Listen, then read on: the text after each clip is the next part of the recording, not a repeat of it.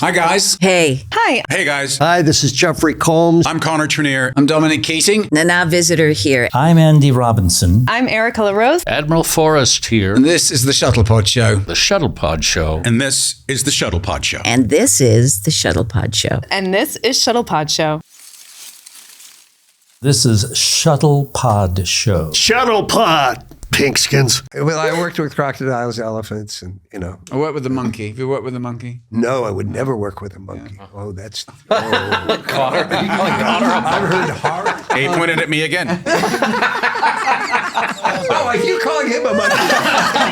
That's okay. This monkey was higher on the call sheet. So Gonna go and do my convention thing. Got my costume, I'm going now.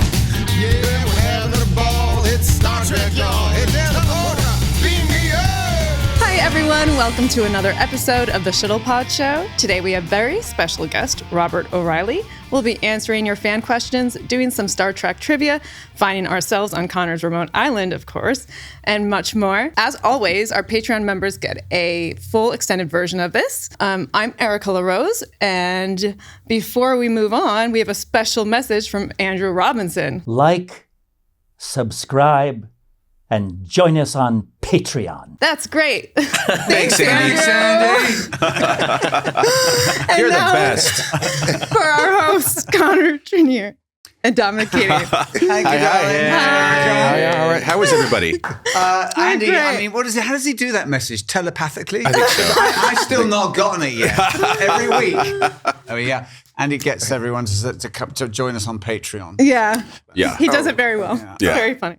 How's Wash? How's Stormy? Look at Wash. Stormy. He has many I never nicknames. get the name right. Stormy. He's growing, and his top is looking really well. Yeah, I walked. His bottom needs some cleaning, washing, maybe a little water. Yes, maybe a walk. Yeah. He needs some more water. Nurse. I walked in and then I said, "Oh, look at there's Wash." And Mark said, "No, look at the top. Look at the top. Top looks good." Yes, he has 2 good leaves. Yes. And the rest I are have to say, terrible. he's looking a lot healthier. Yeah, he is. Yeah, he so. is. Listen. He's doing better. He's been getting a lot of that rain that we've been getting, a lot of fresh water. He's looking better. Yeah. Yeah. He You is. think of what he used to look like. We went through some Dominic Keating years. Oh my gosh. Charlie Sheen, Dominic Keating. Where's his? Because he's got a little uniform. His cozy? So Where's his cozy? He's naked again. he's just been... What happened to the cozy? That's my fault. I put his uniform on my desk so that I wouldn't forget it, and then I left the house with it. Oh yeah. Well, that's why he looks sad. Along with my check. I might add. He's an old It's in the mail. fading away. Yes. Exactly. My check's in Wash's underpants. Well, ladies and gentlemen, boys and girls, Treks and Trekkers, it's an honor to have in the Golden Throne with us today the Grand Poobah of the Klingon Empire, Gowron, Robert O'Reilly. Robert, Bob, thanks for being here. Thanks for being here. Fun to be here. Yeah. Do you always go as Robert? Is that a... No, Bob is really, professionally Robert, but Bob is, or Harry, Jermaine is another fun one. Hey, you. Hey, you. Hey, buddy. Hey, buddy. Come over here. You look great, mate. It's been a little while since I've seen you. Yeah. You were just on the boat together, of course. Yeah, we were on a cruise. We were talking about how we're still We're rocking. feeling the boat on land. Yeah. How was it? Was it a good fun trip? Oh, it was lovely. Yeah. It was nice. Yeah, the icebergs were a little tough. Yeah. Right. Do you know, I'm the only English actor that didn't get a part on that fucking show. So don't bring it up. Well, listen, we get to go full circle with it because I had to sing. Bob Picardo wrote the lyrics and changed them, obviously, for the stage reading of The Lost World to My Heart Will Go On by Celine Dion. And no, I don't sing. But I had to. Did you have a good Oh, yeah, I did it. You sang My Heart Will Go On. Well, in a career. That's it. That's all I get. Let's just end the episode now. I sang with Max. You did, but can you sing? Yeah. No. Oh, good. Yeah. See? See, it works I don't know. out. They got us to do this. Yeah. But yeah, there's video of it somewhere that I'm going to bury. I want I'm to gonna see it. bury I want to see it first. I want to see it. I did Gowron Be Bad. Oh, nice. Johnny Be Good. Gowron Be Bad. Nice. You know, worked out well. But you were in makeup for this. No, that we actually did. I did do makeup, but it was with Max, and then we just did photo shoot. But the actual show that we did half hour for quotes patrons who had been on every Right. and every tour that they had. Right. And we did 7 numbers back to back to back. I mean, Wow. it was just really, it was like vaudeville. Right. Just you and Max. Me and Max. Yeah. Lovely. That's a song there. Yeah. Me and Max. Me and Max. Me and Max, yeah. Had you done this before? No, we did it. He was in Austria. I'm in the U.S. and we're trying to rehearse On Zoom? kidding. distance. On a Zoom. Yeah. Right. Very strange. I can only imagine Max on a Zoom call and what that might take. Well, no, it was. We didn't even. No, we didn't even have a Zoom. It was just over the phone. Oh, no We kidding. put the phones down and didn't- didn't work at all. You know. No, He it still was lives like- halfway up a mountain in Austria somewhere, doesn't he? I think so. Yeah. I'm going to try to find him someday up there. You know. Bless him. But you know, Now, you grew up in New York. Another I New did. Yorker. I did. A good Polish stock. Yes. Yeah. Yes. When did the family come over from Ireland? How long ago was that in the One mists of side, time? one side, very long ago, and the other side, not too long. Is it ago. all Irish? Mum and dad both? It's everybody's Irish. There Full may pad. have been one Armstrong in there, which Right. is English, Right. but we don't talk about her. The black sheep. No, my Irish grandfather, you would say, we have one thing in the house that's English, and I'd say, as a little kid, I'd say, I didn't understand any Right. of it. I'd say, what's that?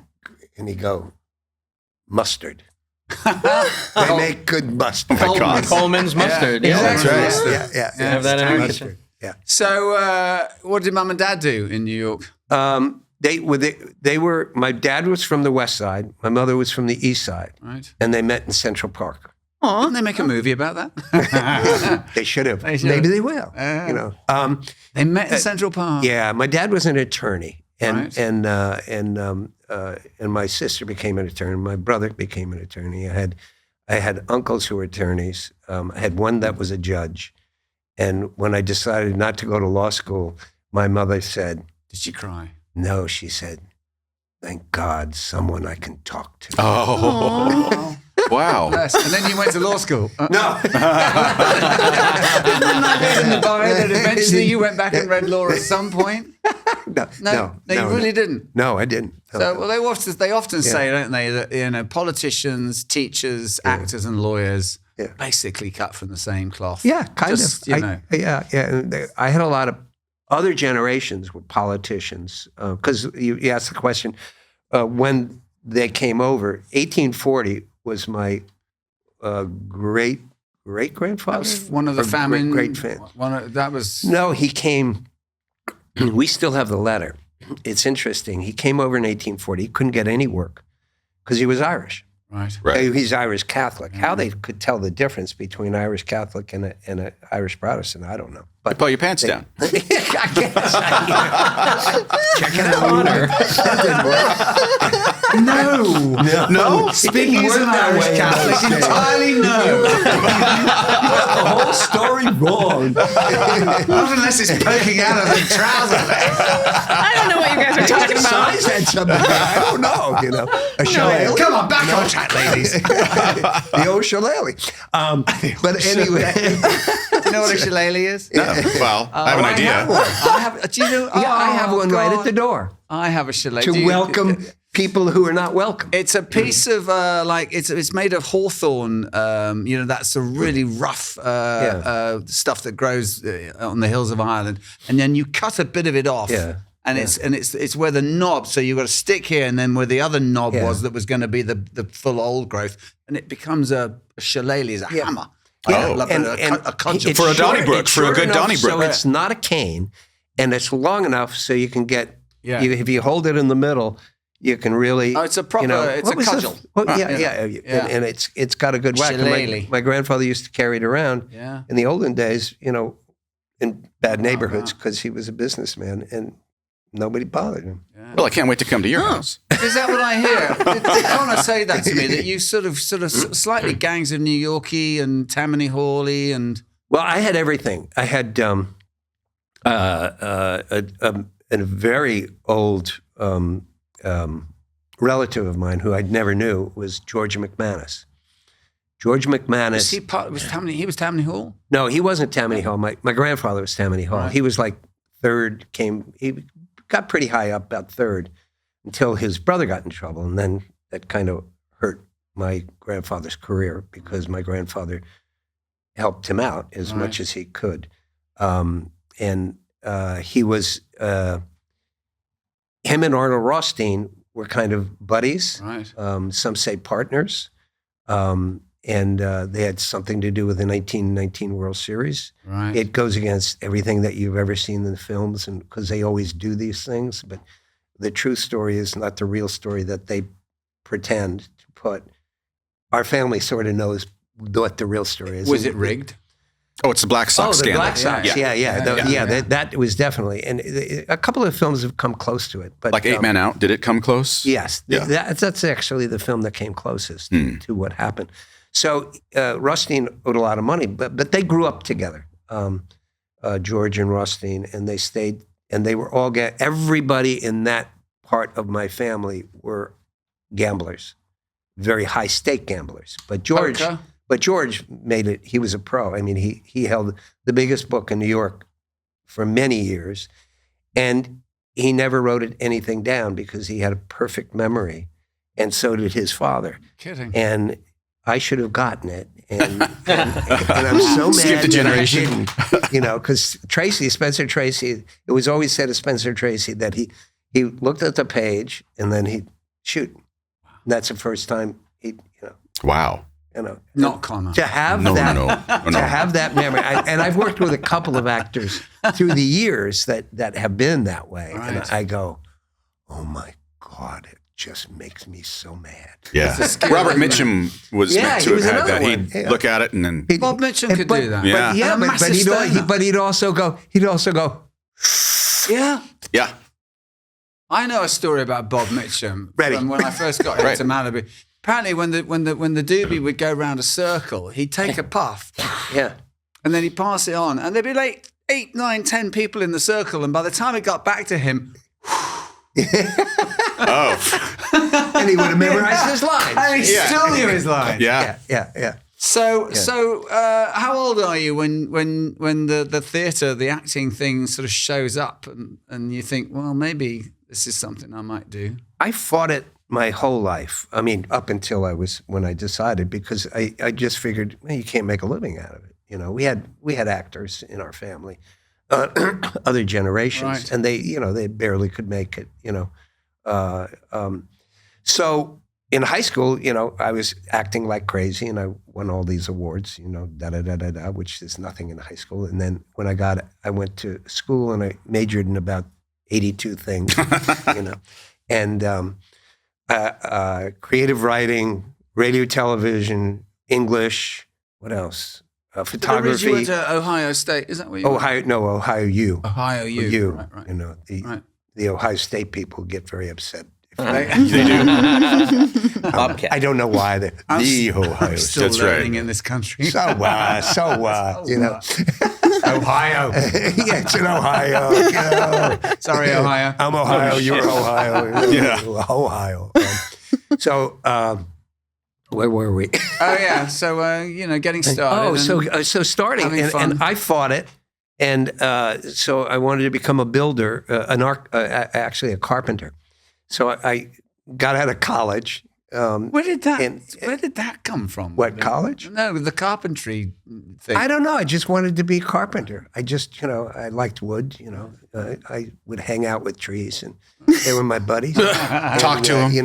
Didn't your family- I would lean my head against and then them. Harrison Ford. Your family built buildings in New York, though. I mean, Well, they owned buildings. They owned buildings in New York. Yeah. didn't build them quite. They didn't build them. Right. And actually, my grandfather on another, it depends on what side, but he did build a building in New York. But that's another story. Yeah. I'll go back to it. The carpentry. So carpentry. And I worked for this guy who was the master carpenter. I mean, he was like the master carpenter of the area, and he was incredible. Making furniture. No, he was building. He was building houses, building extensions, building churches. You know, he could do anything. And he turned to me after 2 years of working, and he said, "You know, Bob, I really like you, and because I like you, I want to tell you that, you know, you're never going to be a good carpenter." And it's like 2 years of my life, Right? And I figured, well, the next word was, you know, you're fired. But he said, now you can stay on as long as you want, but I think you should look for something else to do in life. And I'm like, oh, Yes. Oh, man. Usually you hear the story the other way around. It's like, acting's not going to be in your future. Maybe you should be a carpenter. exactly. I got it the other way. So I went, well, what can I do? And I said, the only thing I really can do that I know of is act. You know? How old were you at this time? Are you I was about 20-something? 24, 25. And so I went directly into New York. And It's a blessing, really. I mean, Yeah. you know, frankly. Yeah. You know. and my parents, they you know, when I made they were great about it. You know, my father was great. He said, yeah, you know. So what's the first You were a faltering character. steps into getting in the game? Well, just what I did was I went into New York and gotten in touch with an old teacher of mine who had got me into acting in high school, who was an actor in New York.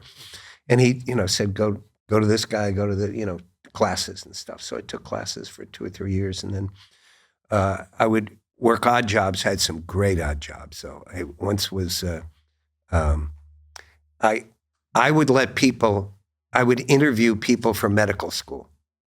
Oh, You mean for the fake? Yeah, No, for the it fake was a real illnesses? medical school, Oh, was it but real somehow medical- they gave me the job. And it was me who got them into medical school. Jesus. And it was like, it was on my interview. And I was like, why would anybody do that with me? I mean, Is that illegal? I got doctors out there. that's right. That's right. He can operate on me? Okay. Did you ever have the conversation of, I like you, but I don't think that medical school is going to be in your future? I should. Maybe you should try acting or construction. I knew you were going Where to was say I? What was I thinking? acting illnesses and tell me what I've got. So why I came to LA is like one of the odd jobs that I had was my father needed stuff to do that I knew how to do. He didn't have to train anybody. I just knew how to do it. It was called, they used to have shepherds. And shepherds, you had to take out all the books and put them. So he'd hire me every once in a while. And also to be in the front office. And so I was doing that. And there was one day, there was a snowstorm in New York. And nobody could get into work except for me because I could take the subway and the subway was open. So my dad called me up and he said, you're the only one who go in. You have to open up the office. So it's. I said, fine, you know, I'll make extra money.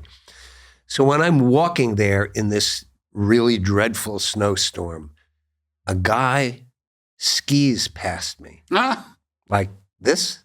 And I go, that's it. I'm going to California. California, here I come. Isn't that the Thunderbolt? Yeah. And I just You went, didn't no. even have to look at the Rose Parade. No, exactly. I just went, no, you know, California, here I come. Palm trees. Yeah, palm tree. I can dig that. What year was this then? 77. Right. Yeah. But you were doing in theater in New York, and I wasn't doing very well. I did one Broadway show, and I put it in my resume because, you know, it never got reviewed because we got there opening night, and the slip was on the door, really and saying, but we had previewed for 3 weeks, you know, or a month, and you know, and there it was. The show is closed. wow. You showed up to and it was And we all showed up. it was an eviction. Yeah, It's and we all, on the door. hung out for the next guy to read the Oh my! eviction. Doors locked and the whole 9 The yards. whole thing. Oh my Yeah, God. Yeah. What was that show? The Tavern. You know, it's a very old play, and they thought they'd revive it, and that doesn't often work out. It was dead on arrival. But I did. I mean, I did okay. You know, I got my union card. I worked, you know, soap operas a little bit. You know, Right. In New York. Yeah, in New York. You know, There really wasn't much on camera in New York at the time, was no, there? Adams. They'd have these strange shows, but one of them was PBS. They had thing called Adams Chronicles, which a lot of the actors in those days was on because it was like an 18-part show. It was about the Revolution, and I was in that too. So It's like a different generation's version of Law and Order. When Law and Order was shooting in New York, if you were worth your salt if you'd done an episode of Law very and Order. strangely enough, I went to school with Dick Wolf. Did I you went to really? grammar school, and I saw him do Caesar in. He was an actor, was he?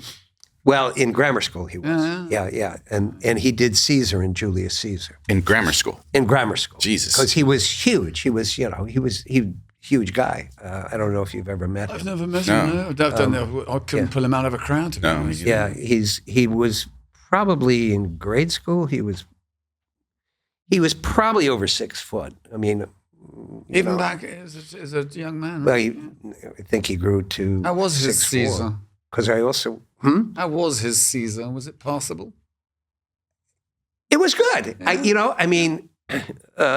Caesar's the hokey character. And, Yeah. You know, he was. I thought he was. You know, what I know him like. I think I was in 5th grade or something when I saw it, but he was brilliant in it. Right. Did you ever do a Law and Rupert Order? Fennell was great as some other part, but I forget which part. Rupert Brutus. Fennell. Yeah. Did you get to do a Law and Order on account of the No. I kind of stayed away from it. I don't know why. I just did. You know. So you come to LA in '77. Yeah.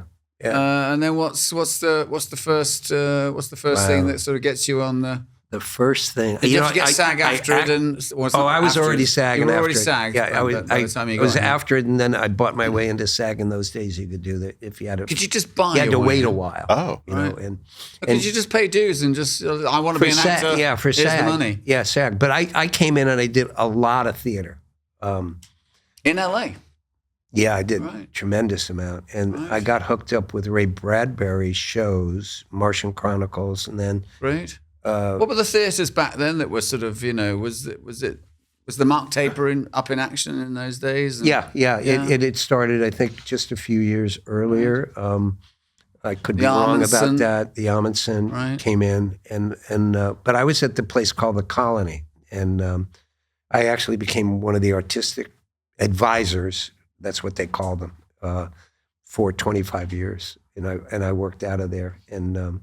Got to be good friends with Ray Bradbury because Ray would write plays. We did Martian Chronicles, Fahrenheit. As a schoolboy, I 451. did Kaleidoscope. Oh, really? That was when I first thought I wouldn't mind being an actor. Great piece. Yeah. Did he have his own theater, or was he doing stuff for the Colony? No, he was doing stuff at the Colony. Martian Chronicles, the first Martian Chronicles became an equity play. It went from that to equity. At the Reyes. Reyes?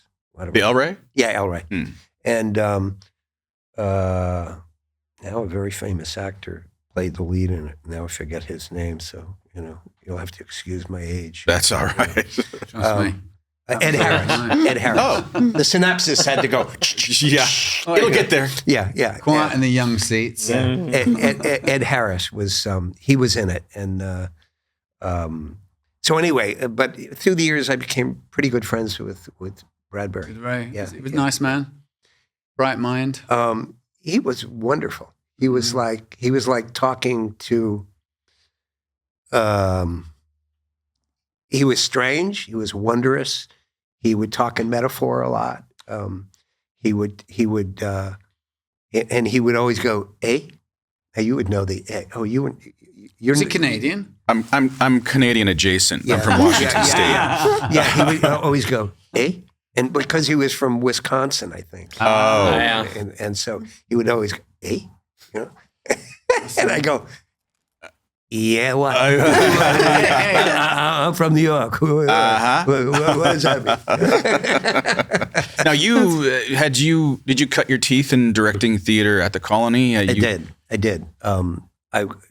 did Getting Out, and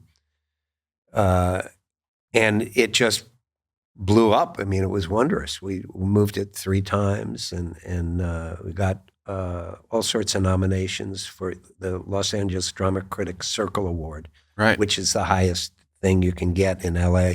The actress won it. I got nominated. A bunch of other people got nominated for different things in it, and I was hooked on directing. And I tended to direct shows with a lot of women in it, not with a lot of men. So, and that was a bonus. Dominic.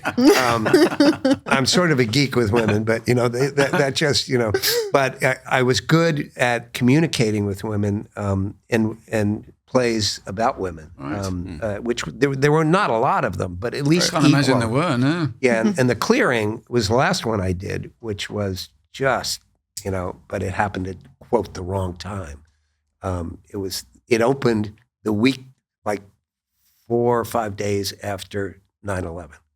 Oh, and it was just nobody's changed. Coming to that. Well, yeah, it was because it was a very it's a tough time. It was a very tough time for anybody to deal with. Plus everybody was worried about everybody and everything at that point. Right. But it was so. But through the years, I just and I got to work with some brilliant actors. One was the most wonderful actor to work with, Beans Morocco. I don't know who that is. You ever heard Beans? His name was Dan Burrow. His name was Dan Burrows. He changed it to Beans in Morocco. And great name. Why? I don't know. Beans as in Heinz baked beans. Yeah, but he was in the original committee. And he had the most, if he just didn't do anything, you would just break into gales of laughter. He just had that look. He would go, most deadpan, he would go. and the film he was in with Michael Douglas, where Michael Douglas plays the president. Oh yeah. He's the one who announces he has the last line in the movie. Ladies and gentlemen, the President of the United States, or however that guy says. I'm going to go back and look at that. I love that. What is it? That's Beans Morocco.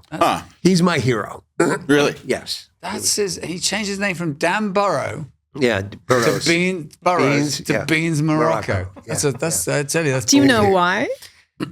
On a bet. He never told me. Got it. But everybody had trouble finding him then. Yeah.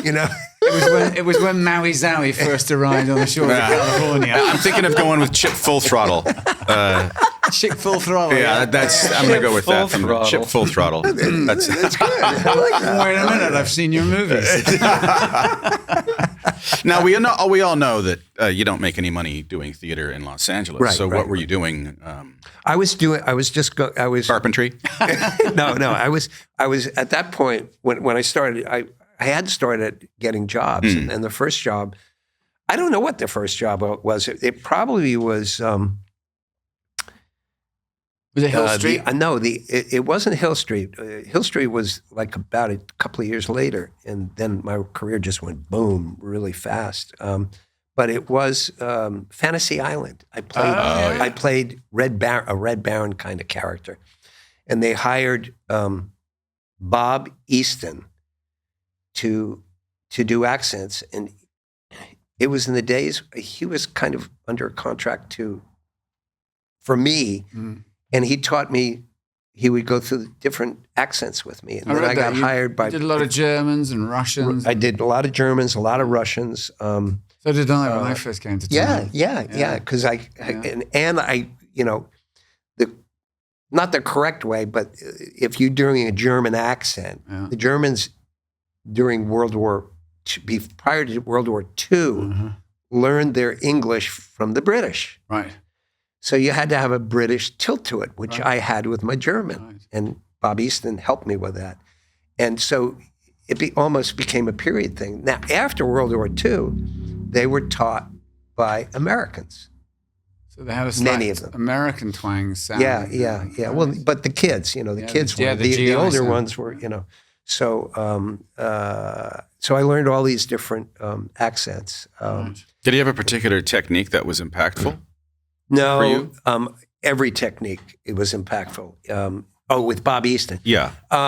He's the kind of guy, he knew every accent down and he understood your problems. And I have a Mid-Ohio accent, what they call a Mid-Ohio, and which is like perfect American English. Because my grandmother my grandmother clobbed me over the head if I had a New York accent. Right. With that thing? Yeah, a shillelagh. Yeah. You know? Where can I get one of those, by the way? You can't have mine. But what do you want it for? Take a guess.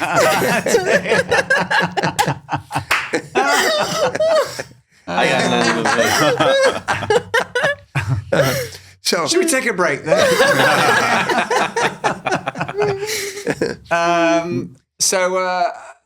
Did he teach you phonetically? Yeah. He taught me phonetically, but he could tell you what block you. Yeah, literally. He taught Laurence Olivier the Southern accent in Tennessee Williams' play. Streetcar. Deep in the South. Sweet Bird, was it? What was it? It's getting close, aren't I? Yeah. Anyway, it'll come. The synapses. And Larry wasn't best known for his accent. But he was. But No, that's how good Bob Easton was. Right. I mean, he would teach anybody who taught. I read you saw Larry Olivier. You're pretty damn sure. I did. Good story. Yeah, with Anthony Quinn. Come on, yeah. Live on stage. There's not. I mean, I wish that's one of those I wished I'd seen. Grandma took me. My grandmother was she would never. Okay, so I have two sides of the family. One was very Irish, and one was Irish. But my grandmother would say, "We're not Irish. We're American." You know, now wherever that came from, you know, I'm sure that she had some prejudice way back in her youth, and so she was, but she was very Catholic, and when Beckett is a saint, you know, in the Catholic Church, and she said, "Oh, Beckett and Laurence Olivier is in it. I'll take my grandson there," and so she, you know, took me. A religious play. That's what she thought. It's a religious play, Beckett. So she takes me there. Now, if you know Beckett, the first scene in Beckett is two naked ladies running across the stage. And this is my grandmother. You know, I'm here. My grandmother's there. And as soon as the naked ladies start the play, no, her hand goes on me. And I'm going, and I go, that's so funny. You know, and she was so funny about it. I mean, and she had a terror. Jesus, that she had a terror that I was going to tell my parents that I saw naked ladies. You know, because then you know. How many times did you go see the play? I was running in. Did that inspire you to work with a lady? That was really the reason I became an actor. It was that. There's always a naked lady. That was lady. a done deal after I saw that. But it was so funny. What sort of year was that? Was that a late 50s? Yes, it probably would have been. I think I was like, it's a guess. It was Broadway, 6th to 8th grade. Yeah, I imagine Olivier was taken on a Broadway stage. Yeah. And Anthony Quinn, you think was? I think Anthony Quinn was the other guy, and you know, I hope I'm right about it. Otherwise, you know, but I wasn't watching them. I was watching the young ladies. You know, when are they coming back? Yeah, I waited the whole rest of the play, so they come back, and they never came back. It was, you know. So how did you get into Star Trek? What was that? You're in LA. You've done some stuff, and I did the Hill Street Blues, and that all of a sudden, like everybody in the industry knew me. Strangely enough, it was at the time when not the whole public would watch Hill Street. But everybody in the industry, in the business. and I'm talking about everybody. I mean, because they wanted to know the lights. They wanted to know the sound. They wanted to know makeup, everybody, because it was changing the industry. Changed the face of TV. It really did. It did. And it was like they were all brilliant doing it. And I didn't realize it, but like the day after, I was going to an audition, and I was going around a truck, and the lighting guys, they were sitting there, and they were talking, and one of them just went, "Oh, that's you," and I was like, "What? What?" You know? And the day after it aired. The day after it aired, and it's I'm incredible, going, and I don't even know what they're talking about at first, and I said, "What? You know, am I in trouble? Did I steal something again?" Right. Never goes away. What was the part? It was I had a part that, you know, it was a bad guy, you know, because that's what I did. And the guy who always, I was in the room where they interrogate, and I just went off the deep end with the guy, and the guy went off the deep end with me. Big scene. You know, it was a great scene for me. Right. A great scene for him too. He called me hairbag. He called you what now? Hairbag. Hairbag. Because my blonde hair was all like in front of my face. And I was like, Right. And so anyway, after that, so I was just sent up for everything. I mean, and I just would do. I would get on. I once did a Larson. He was a producer. Right. He had like 9 shows in one season. And I think I did 8 of them, and I had to turn down the other because I was shooting something else. I mean, I was just working every. And were you being requested? Were you not auditioning for these? No, some would request, and others I would go in, but I already knew I had it. It was one of those. Wow. You know, it was just, you know, I never had it again. There were 7 other hopefuls in the corridor, and some of the worst TV shows you have ever seen, like Manimal. Never heard of it. Manimal. I was in Manimal, and you know they would have elephants on the show, and all sorts of crocodiles. Was it a comedy? And I once did. It wasn't this show, and actually that was a pretty good show. Where I once talking about animals, I once did a show with a crocodile. Yeah. and it wasn't any of these shows. It was later on in my career, and I'm going. I have to get next to the crocodile. You have to get right next to the crocodile. I said, it's a crocodile. Yeah. He's got a chain on it. Yeah. And I went, big deal. Yeah. Exactly. Around his mouth. Yeah, right. Still got a big mouth. Yeah. And they said. Did they have a crocodile wrangler? And they did. They had a crocodile wrangler. And the director said, the chain is in the shot. We got to get rid of the chain. And I'm like, 1970s filming. Did you get a crocodile bump? No. And so it turned into one of the greatest. And the director went to the producers, and they argued with the guy, and they argued. That took like an hour. You know, I'm on the clock. Sure. I don't care. You know, and it says, okay, we're taking the chain off. It's a responsibility of the director. He is responsible. Oh, big deal. Big deal. It's my fault. Exactly. He's nowhere near it. Yeah. No, it's your fault. So anyway, they do the clippers. They go clip. Did it scare the shit? And okay, and there's a lake right there, and they go clip, and the crocodile just takes off of the lake. We're sitting there for the next 12 hours. Oh my God! Waiting for them to try to find that bloody crocodile, and they can't get him, and they can't leave because they got so they get frogmen out. They got, you know, and so it went on another day. That's hilarious. So, and you know, so the clipperboard scared the shit out of the crocodile, and he's off. And he's off. Hilarious. And talk about, you know, a director in trouble. Yeah. All they needed to do was put a little bit of straw on that chain. I mean, or something. Exactly. Just have his nose sticking out. Yeah. You know, crocodile nose, you know. That's quite a story. I've never worked with a crocodile. Yeah. Well, I worked with crocodiles, elephants, and, you know. I worked with a monkey. Have you worked with a monkey? No, I would never work with a monkey. Yeah. Oh, that's... Connor. I've heard horror stories about monkeys. No, it was a real monkey. He pointed at me again. So. Oh, are you calling him a monkey? She was over my head. That's okay. This monkey was higher on the call sheet. So. Same money. Lucky monkey. So I would do all these shows, and then finally, getting back to. I knew this show wouldn't last. What happened was I started working with Junie Larry and on other, She was casting other stuff. And so she called me up for a Star Trek thing, and I got it, and it was I forget the name of it. It was Next Gen, but it was Man something. Anyway, I played a gangster, which is my typical role, and it was in the holodeck.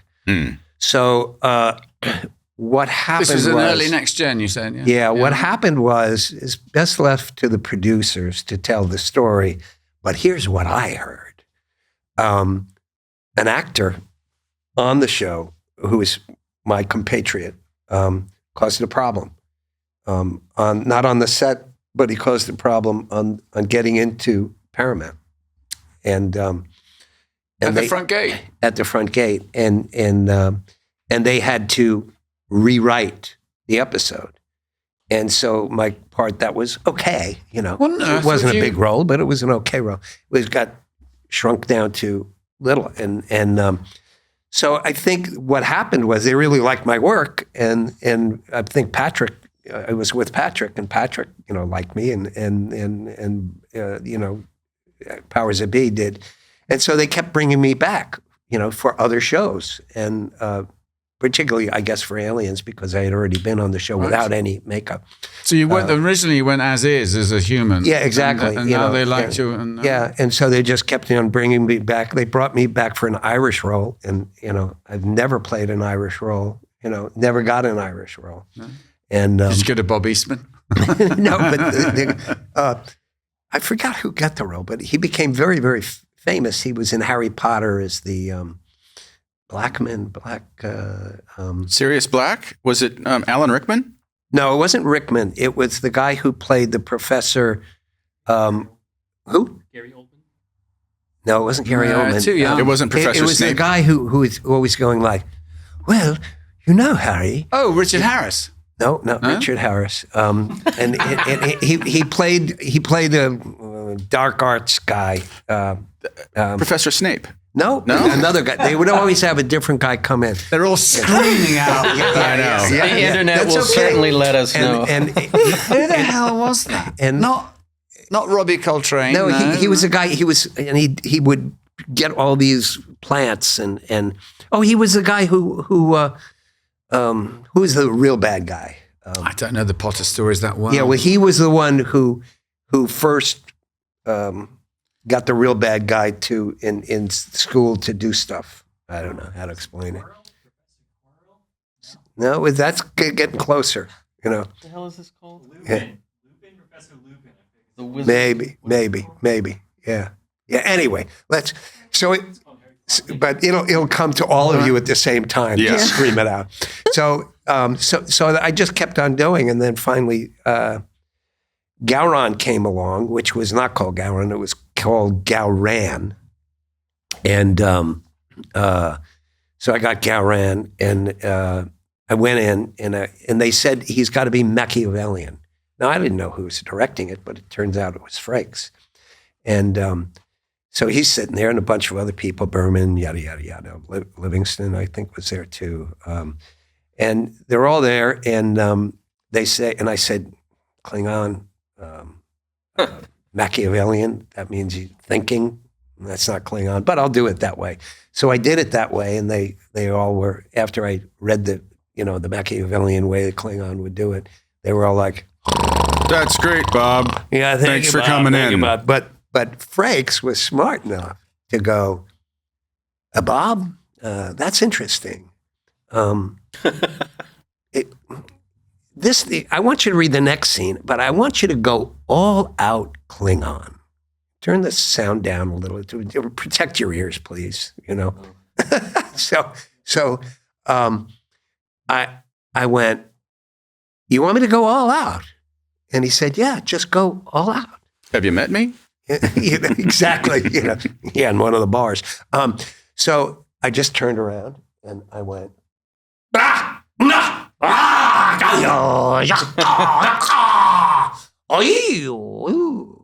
and peeled Berman off the ceiling, and they were all like totally frightened. And his eyes popped, didn't they? Yeah, and Frakes went, thanks, Bob. Taking a wardrobe. Yeah. So I get to the set a couple of days later, and I have to go through all these things, especially with makeup. There's a story there too. Is that I go and I show up on the set, and Frakes goes, Bob, I want you to do the eye thing all the time. And I go, what eye thing? and this is what he does. He goes, he turns away from me a little bit, and he goes, not one of those actors. And I went, uh-oh, I'm blowing it here. Yeah. And I went, Jonathan, do you mean this? And he went, yeah, do that. All the time. All the time. Just all the time. Everywhere. And so the first show, I did it pretty much all the time. And from that show on, I had to argue with the directors that they'd all go, don't do that thing you're doing with your eyes. And I have to go, that's my character. And they say, don't do it as much then. It was like, but earlier in my career, cinematographers would warn me about that. They said, you have to watch out for your eyes because you have a lot of white and they protrude, and that we call them Betty Davis eyes, and it's like, and if you pop them too much, you become funny. Now, that's true if you're, in human form, but in Klingon form, it's scary. Right. It's slightly maniacal. I mean, I love it. I mean, I loved watching you do it. Be silly. Well, but it works. It works. It works a treat. Famous for it. And it worked on the subways too. When I was a kid. I bet. When I was a kid, because I used to come back from acting classes, 2 a.m., be on a subway, and a gang came up to me and surrounded me. Yeah, and I said to myself, I could be killed. I'm definitely going to be beaten up. I'm definitely robbed. So how do I get out of it? Yeah. And I went, Native Americans say humans won't touch a crazy man. Yeah. And so that's what I did. As they came up to me, I went like this. And they started bothering me, kicking my feet and stuff. It didn't hurt. But they were surrounding me, and I did that. I just went. But I started swearing. I can't swear here, but you can trust me. I was swearing. Right. And I was going, and just, and they were like, no, hey, man, we better leave this guy alone. He's really crazy. Go take your meds and you get home. I've been known to go full Cockney in the water in the lineup of a really mean lineup of surfers when they get like that. And it works. And if you go full, you're a strange animal. And Native Americans are correct. Nobody touches. Even some of the toughest, baldest, like they're like, okay, we're out. Let them have the white shark. Yeah. They're pointing over you like. So anyway, that's how I got the job. Did you know that it was going to be recurring? That's the makeup thing. Oh. When I was in with, because you accept the job. You guys know this. You accept the job, and then the first guy who calls you is the makeup department, or the wardrobe, whatever.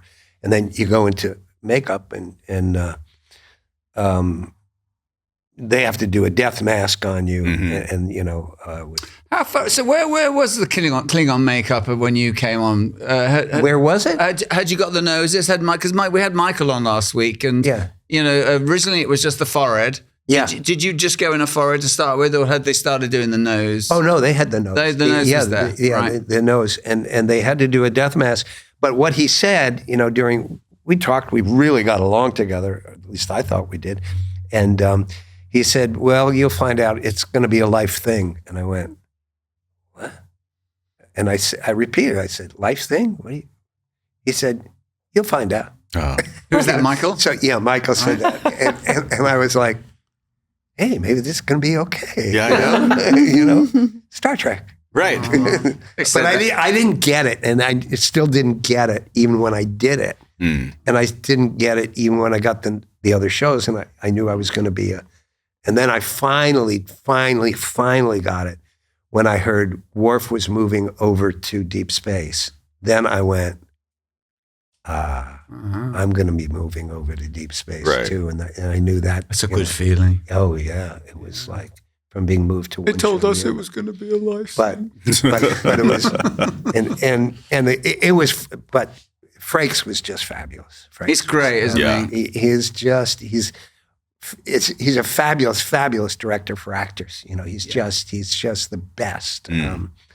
I just, you know. We're hoping he's going to come on the show soon. We just had some contact with him while he was on the boat. And I think he's one of the funnest. I've said it before. One of the funnest days shooting was that he was in our last episode. Yeah, and he's brilliant, and he's so much fun, isn't he? And what's nice, the best thing about him is when you're filming, it's like to find somebody who relaxes you. Mm-hmm. And Frakes, you know, when he directs or acts with you, you know. It's fun. It's fun. And you stop being, you know, any kind of tension or anything is like gone, you know. But he's good. That's the other. He's good and he's fast. It's you know, he's fast. It's a relaxed confidence in what he does, and he's an as we always describe, an actor's actor. Yeah, he is. An actor's director, too. Yeah. And he just makes it.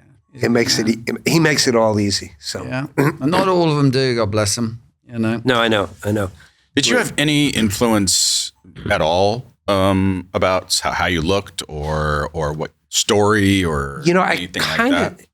I know other actors do, and to their credit, because I think you should now that I've had a career. Mm-hmm. I didn't. I just stayed out of it.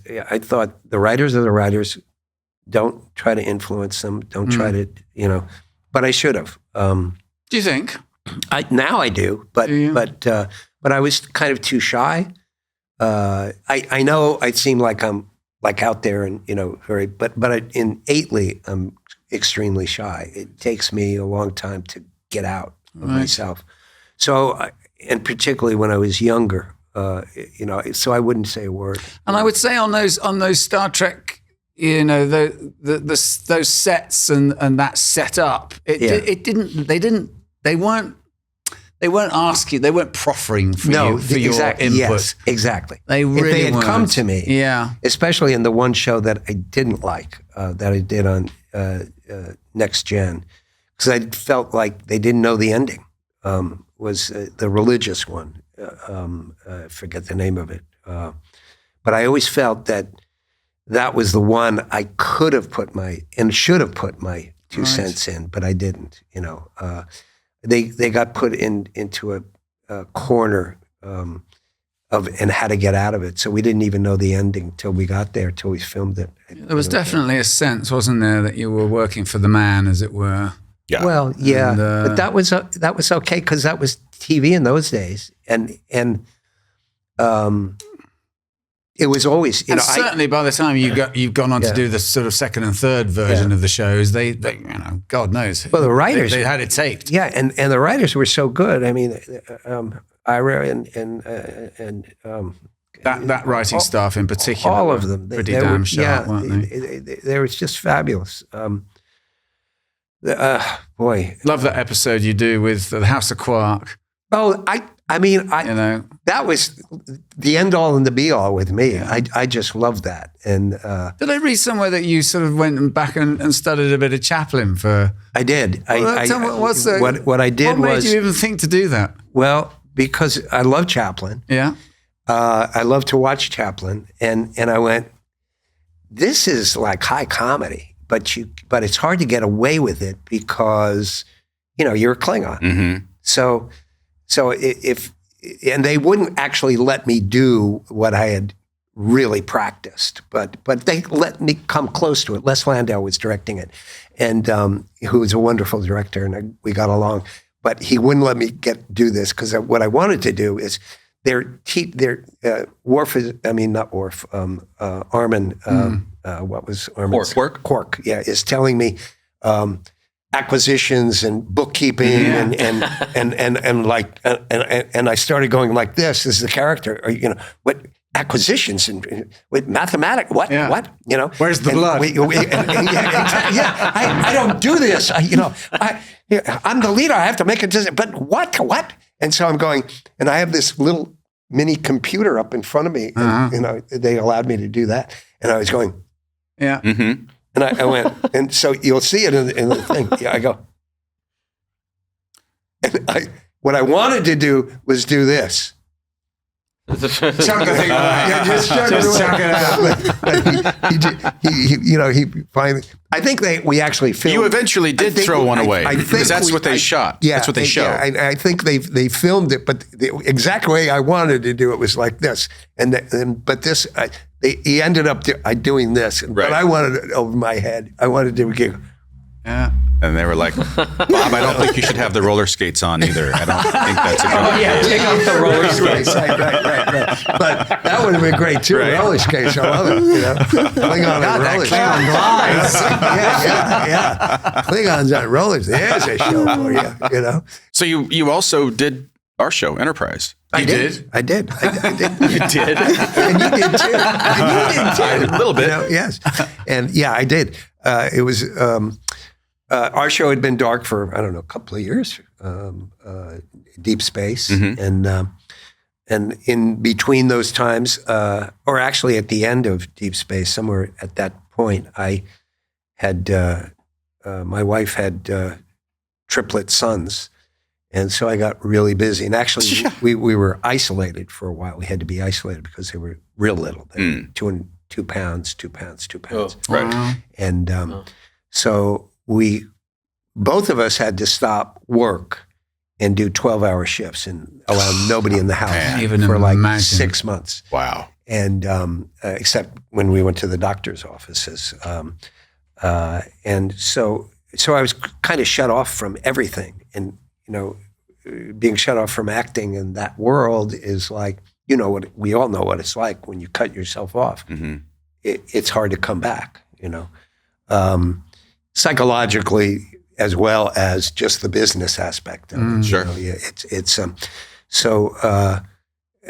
And it was wonderful what we were doing. So, we enjoyed it and suffered and did the whole schmagegi. And then we had. Were they sleepers? Did they sleep? No. Yeah. They were bad. Except, I will tell one really funny story. It's because, it's me. Anyway, little babies have, I forget what they call it, but they throw up a lot, but they don't throw up like humans do. They throw up like what's in the movies. Like aliens. Like violent throwing up. It's like these little things. Like Carrie. This thing, like half their body weight. And it's like projectile vomiting. That's what it's called, projectile vomiting. And so when it's about to happen. And this night was a night. It was kind of getting warm now, and all of a sudden, because of what little babies do, flies appeared in the room. And now we clean up, but it was, probably the odor, but we got a fly in the room. And all night long, he's bothering me when I'm changing the diapers, when I'm, feeding the kids, and, all night long. And it's in the middle of the night. And I pick up one of them, and the fly has been buzzing my ear, and blood's buzzing, and especially when I'm changing stuff. Anyway, so all of a sudden he lights on the wall right in front of me. And the kid, I can feel the projectile coming, and and I just.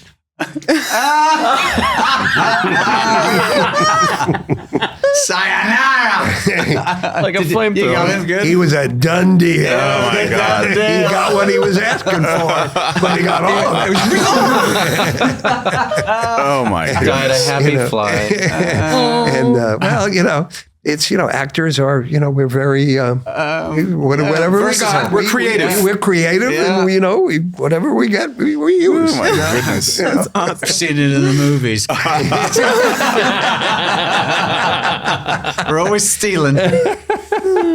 So you did The Bounty. Was your episode, wasn't it? And every once in a while, I would get out word to somebody or something, and I think Junie realized it'd probably be good for me to have an acting job and Get out of the house. Yeah, get out of the house, and so I got a call for an audition, and I kind of knew I didn't really need to audition for it. I think that it was just and it was very kind, producers, Junie, Ron Surma.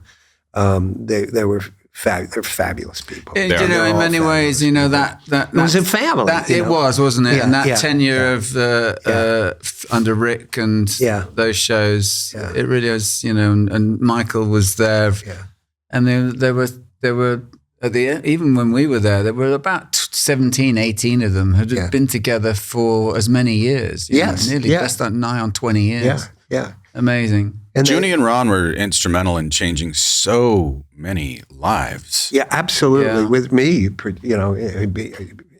everybody I knew. Yeah. I mean, whether it was JG or JG's story is funny too, JG Hertzler. But yeah, your buddy JG. We should not go without mentioning JG. And he was just walking down the hall, and Ron saw him and said, I think I have a role that you might be right for. Would you come back to the art? And that's Is that how JG happened? Wow. He was up there for something else, for another show, for not Star Trek, but for some. But Ron passed him, and it was like, isn't that great? How strange, whatever that is. And you guys go as a double act, much like he and I have gone as a double act in the years, convention circus. For years, yeah. And we used to do all these wonderful, crazy shows together. Well, that's why I do Johnny Be Good. He's turned me into a singer. Yeah, you play the air batleth now. I hear the air batleth. It's a living. Right. But then we fans make these batleths that are just. They do. Carpenters make these things. Right. Full circle. And the whole thing, and electric, and they're kind of real. Right. And then they're auctioned for charity. Yeah. And, That's awesome. And the last one, I think, was $3,700. Wow. No shit. Yeah. In Iowa. Yeah. Now, you also write. I do. Poetry, short stories. I do write poetry and short stories. I've been writing poetry forever, but then I got an idea about 5 years ago to start writing short stories. I know what they are. I've done like 3 or 4 of them.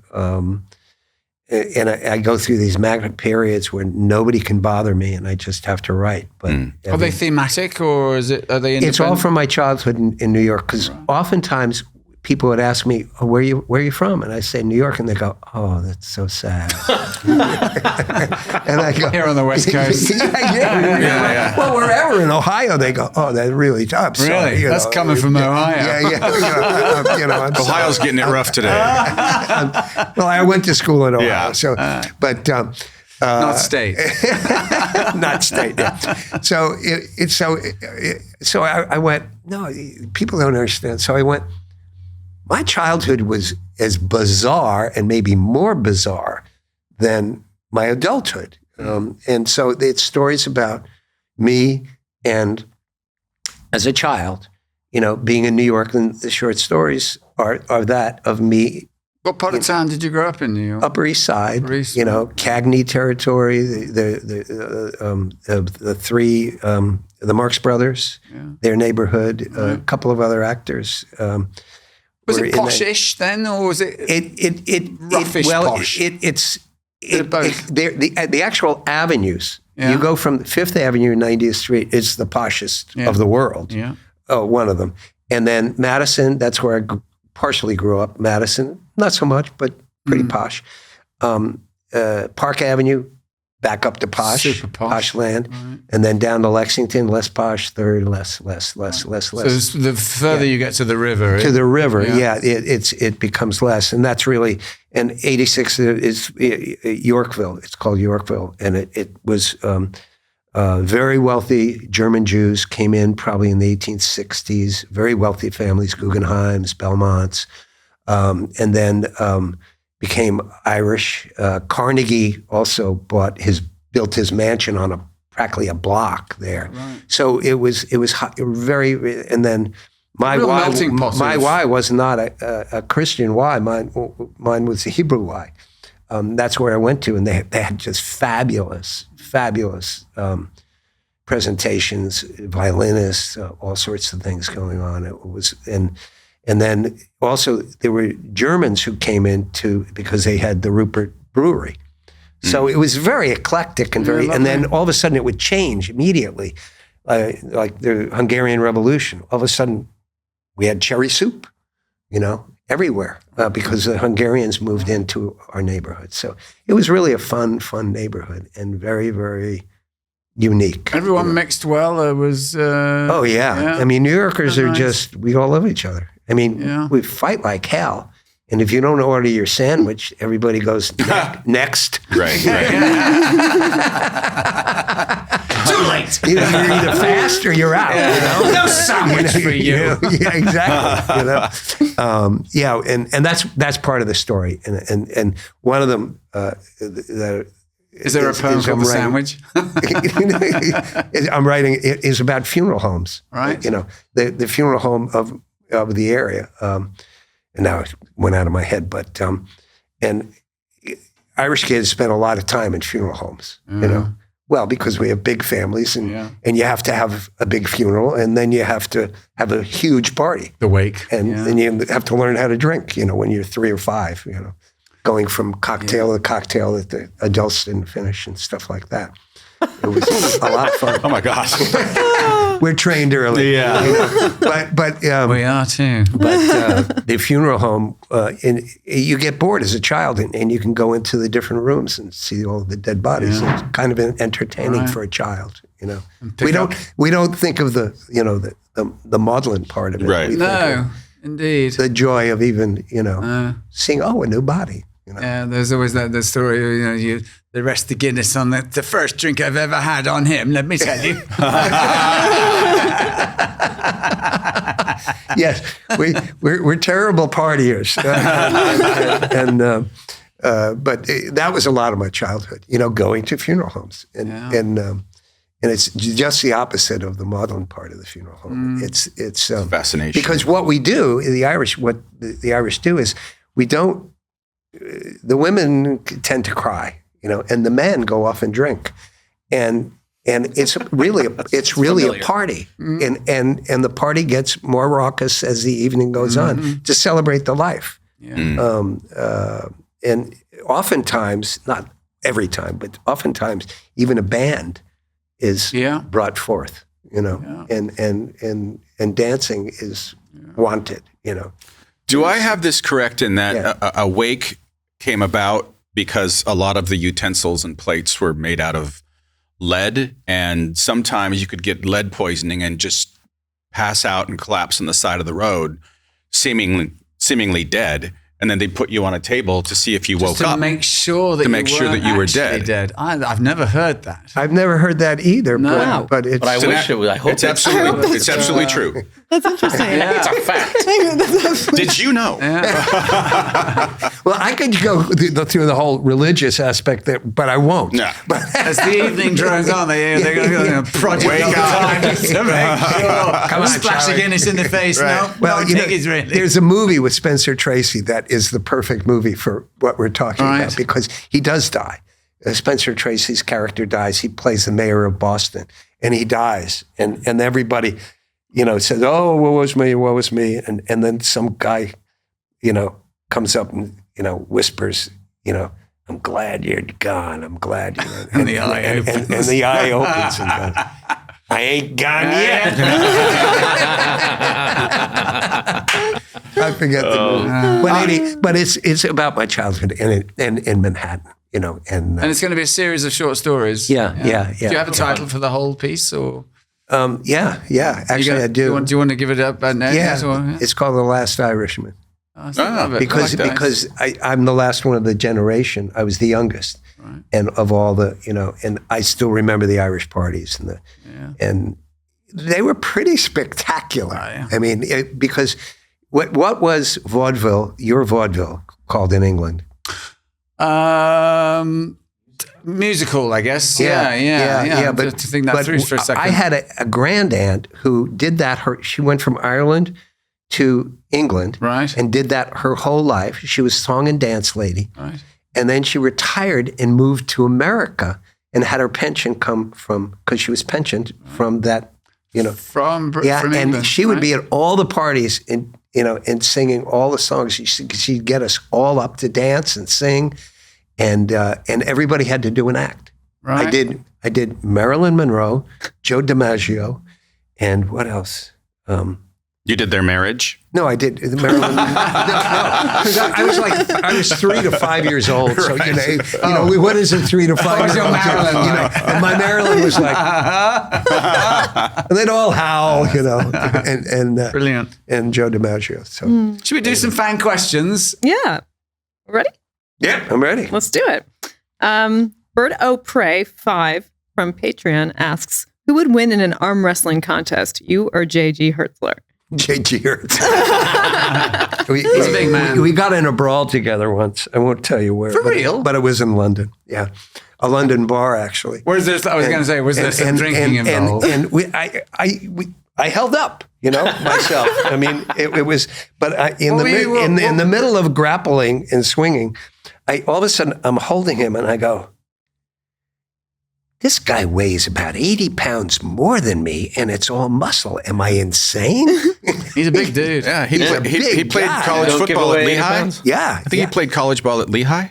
No, it was. Oh gosh, it was close to Lehigh, but not Lehigh, and that's Synapsis. Cornell. Nope, but it was Pennsylvania. Pennsylvania, and it's just like that school, very small, very Bucknell. What were you pugnacious thing about in an English? Who knows? Oh well, that night we were in a bar, and we were on stage, and we were playing each other's. The Star Trek pub? Yeah. And we were playing each other's mothers. Oh my God! We were dressed up in Monty Python meets Star Trek. It was definitely Monty Python, and we had pocketbooks that you could you would clobber each other. Yeah, clobber, and it was built for the pocket. Punch and Judy. So we were talking about our sons, Gowron and Martok, and how wonderful they were as actors. And all of a sudden. A little bit too much drink, a little bit, and wailing on each other. We went, Arr! Just went at it. Yeah, we hilarious. What'd you say about my mom? That's so funny. Okay, next question is from Jackson from our Patreon. May I ask if you could have chosen any item, what one prop would you have kept from DS9? Oh, wow. Probably, we had different types of batleths. We had the rubber ones, we had the close-up ones, but there's one was the close-up one. Like the proper one. Yeah. The real, it was real sharp and it was real, and that's probably what I would have, yeah. Very cool. Yeah. The next question is from Jan Eric Hearn from Patreon. If Gowron and Garrick had a staring contest, who would win and why? We're related, so Garrett, he'd win. I would win. No, I would win. Can you do that? Can you do that for days? For a long time. Yeah, no kidding. It would be a staring contest to the death. Yes. We probably would both die. Right. It would probably be a draw. Right. Yeah.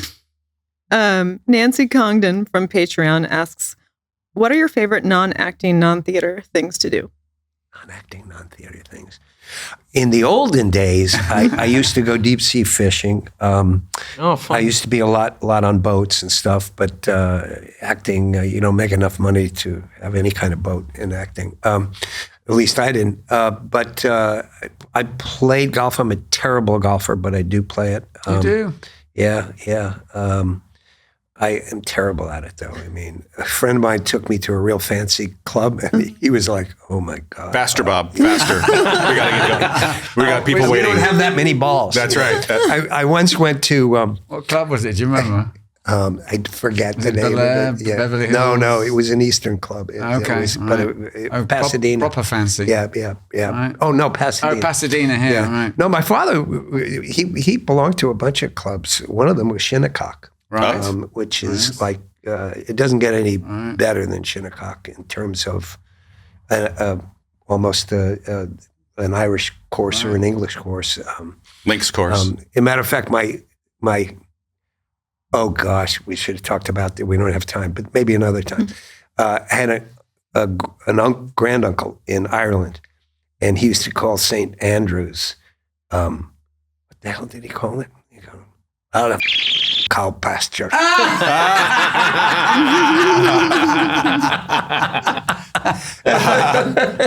and he was a scratch. Hilarious. And he was He a was a scratch. scratch golfer, He was was he? scratch, and he built the Kidding. course himself in Kinsale. Wow. Yeah, a 9-holer, in Kinsale, Nice. and he had just turfed that himself. and he just came back from Ireland, from America, with a redwood tree that was 6 feet tall, and he planted it at the 200-yard marker in the middle of the fairway. Oh my. And it's What called an asshole. Yeah, exactly. Yeah. Everybody, he said, I wanted everybody cursing me when I passed. What was his name?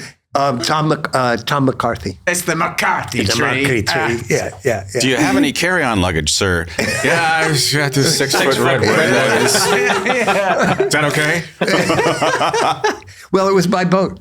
They were all by boat. That was back in the 30s. He did. Wow. Put a dress on it. Yeah. Exactly. Yeah. Donna S. Runyon from Patreon asks, aside from Gowron, we love you as Gowron, what's your favorite role you've ever played? Anything new or coming up that we should see you in? No, but I love doing cowboy things. I just adore doing and I did about 7 cowboy things, TV mostly, but also on a couple of films, movies of the week. And there was one I did, forget the name of it, fabulous director, and it was just doing cowboy movies. I would have been happy doing cowboy movies the rest of my life. Did you watch them a lot growing up? I did, I did. I love John Wayne. I love Lord Bond. I love cowboy stuff. I loved, Wagon Train with John Wayne? Clint Eastwood. Oh. Yeah. I loved all those shows. Yeah. So, but Paladin, another one. And I did a lot, and that was my favorite. It was always cowboy stuff. Thank you.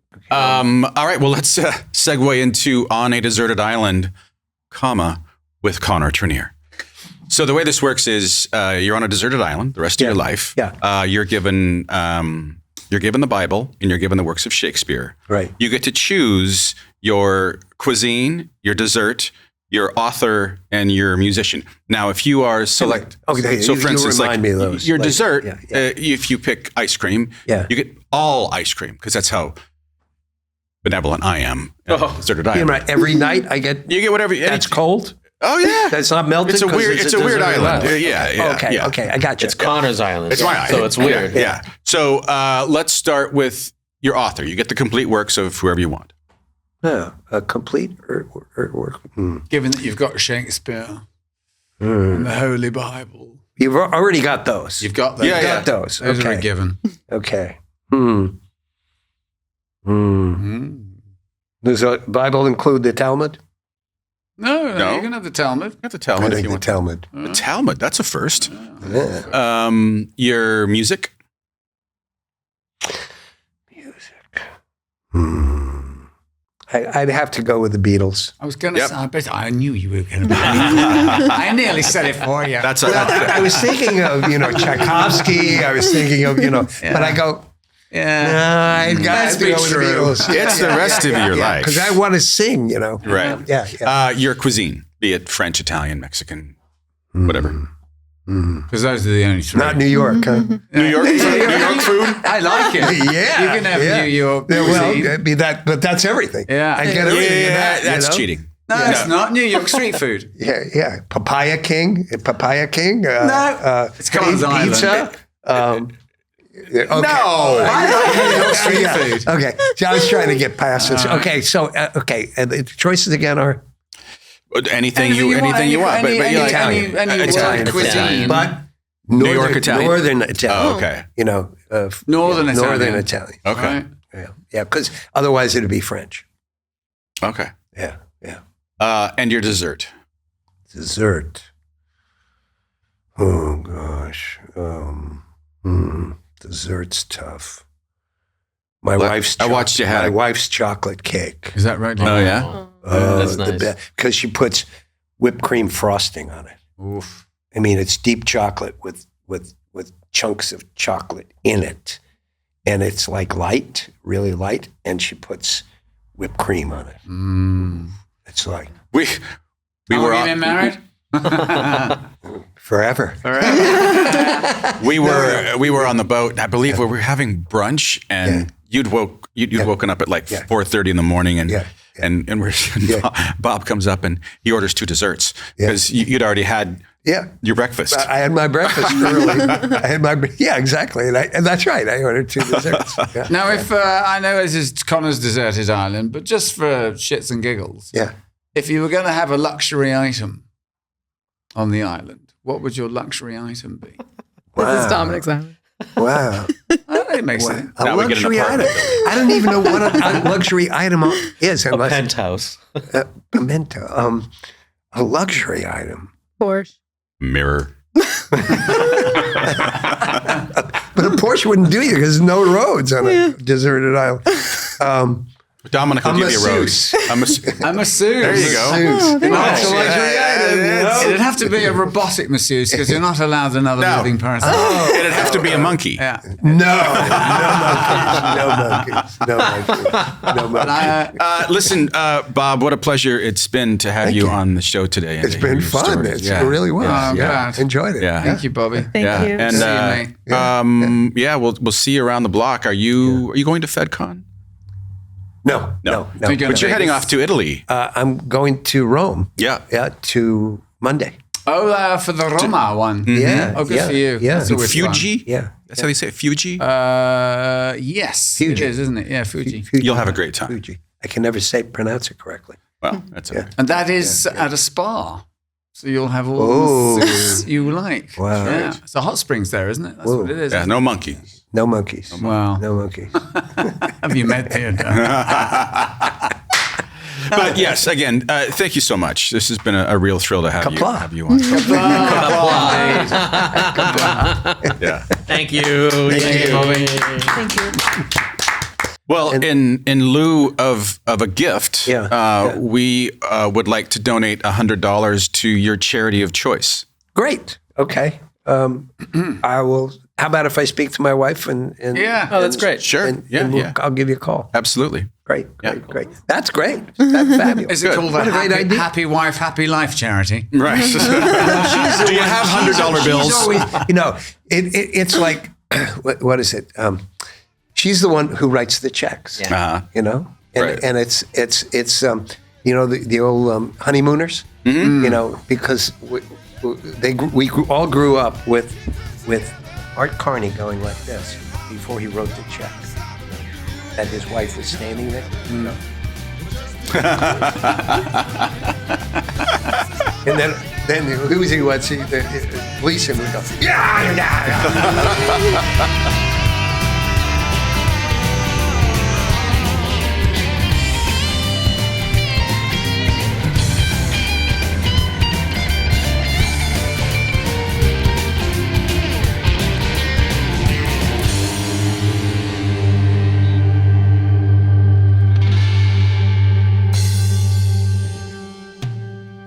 Like, subscribe, and join us on Patreon. Hi, this is Robert O'Reilly. Honor to you and your house.